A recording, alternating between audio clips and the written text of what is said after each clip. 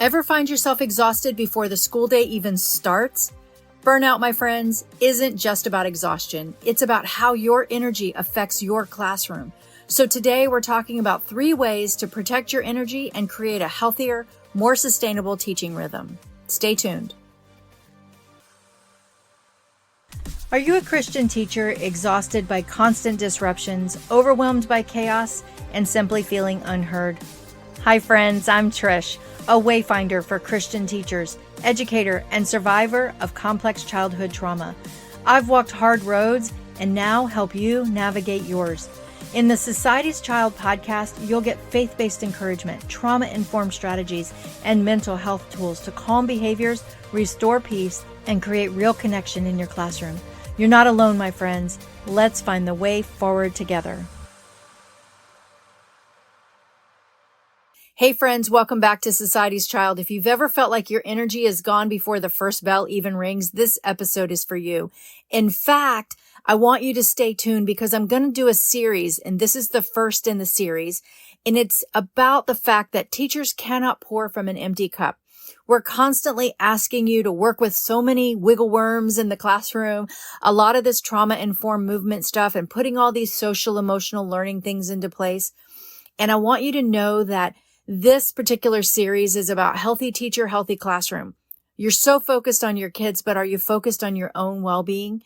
This particular episode is going to set the tone for why your regulation matters just as much as your students' regulation, and how your burnout, if you don't take care of it, is going to lead to a lot of the behavior struggles that are going on. Teaching is exhausting, not just physically, but mentally and emotionally and even spiritually. When you're running on empty, you can't give from that empty bucket. Everything feels harder. Students feel more disruptive. Your classroom management feels out of control or even impossible to you.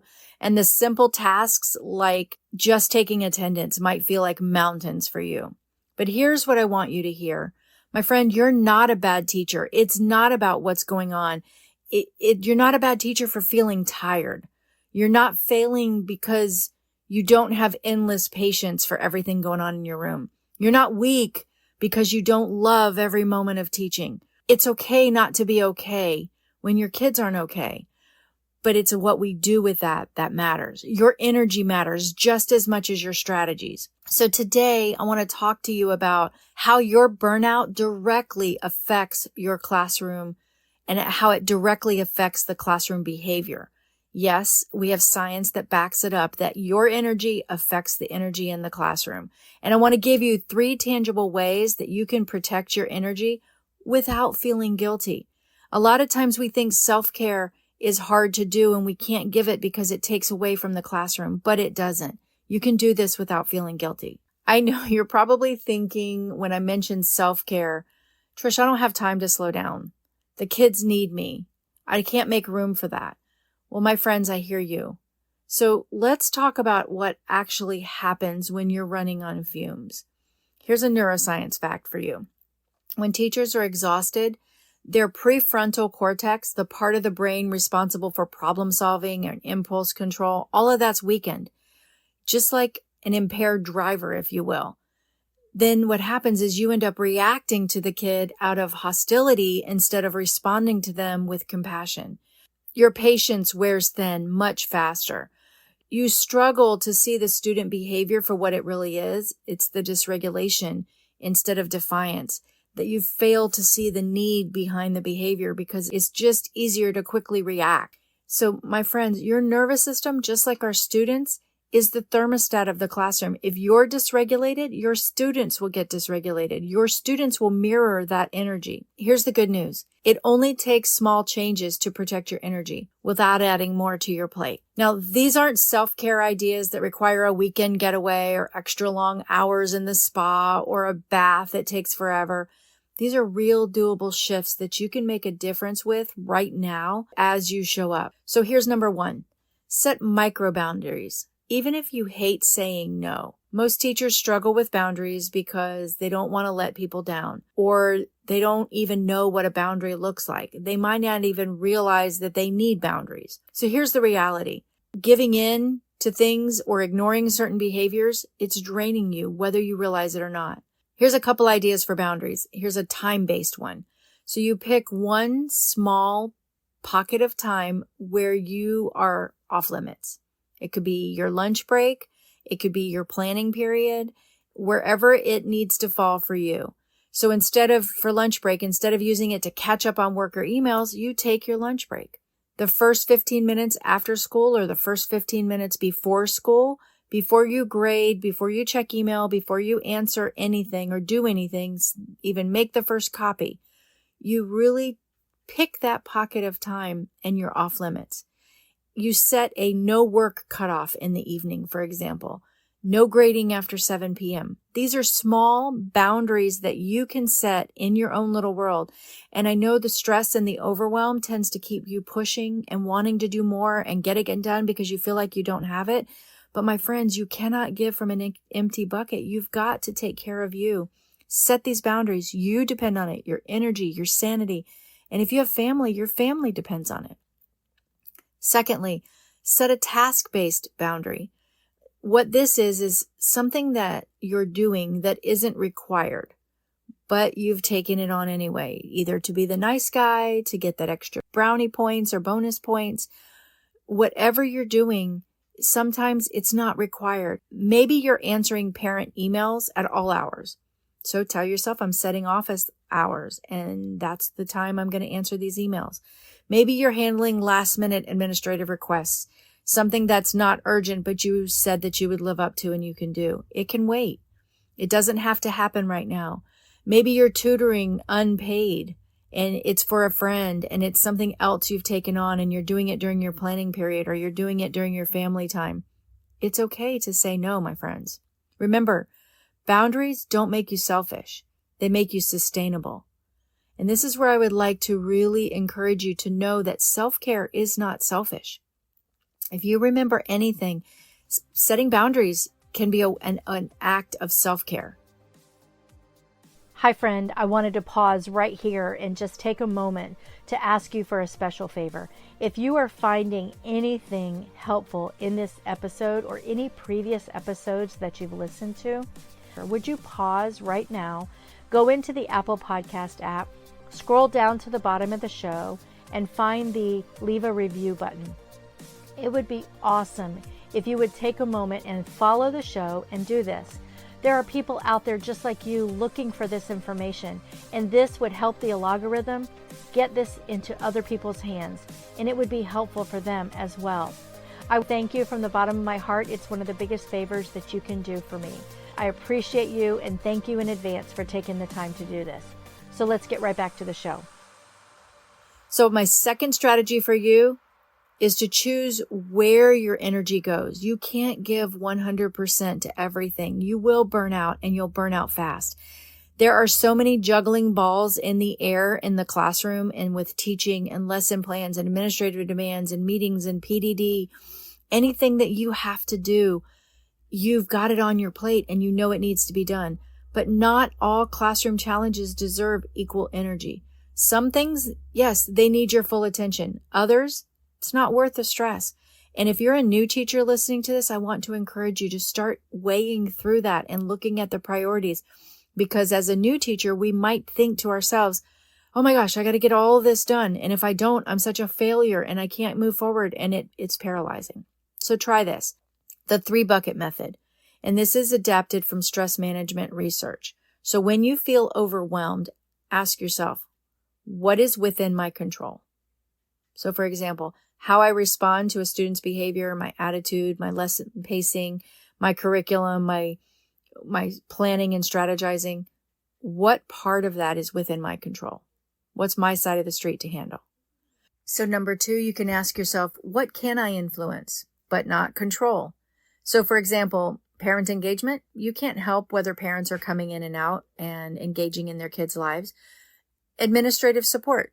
We can't control whether they're coming into our classroom and supporting us. We can't control the way they work or what they do. What about school policies? So there's some things I can't stress about. I just need to let it go. Number 3, a good question for you is, what is completely out of my control? So for example, home life struggles, or state testing stress, funding issues. Sometimes things that we tend to take on for ourselves, we want to try to fix, control, or influence, and we can't. Give your best energy to what's in bucket number 1. What is within my control? Let go of what's in bucket number 3 because it's completely out of my control. And spend minimal time and energy on bucket number 2. What I can influence, but I can't control. So maybe you can influence school policies, and you might show up to the next SAC meeting or the next meeting that's happening at your school and your PTA meeting and any rules that they're putting in. You can speak into that. But do you have time for it? Is that something you want to give your energy to? You're not required to fight every battle, my friends. Choose where your best energy goes. That is so important for you and your mindset and as you approach teaching. Number 3, create sustainable rhythms.